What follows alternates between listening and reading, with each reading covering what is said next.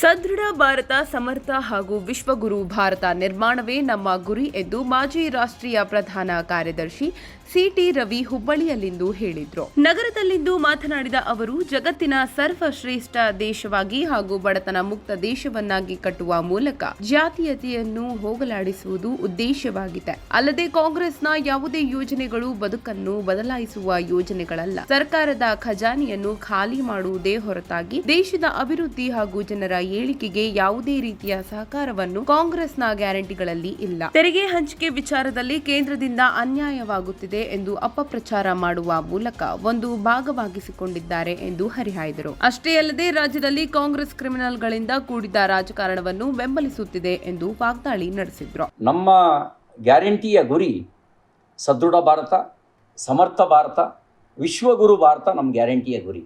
ನಮ್ಮ road map clear ಇದೆ.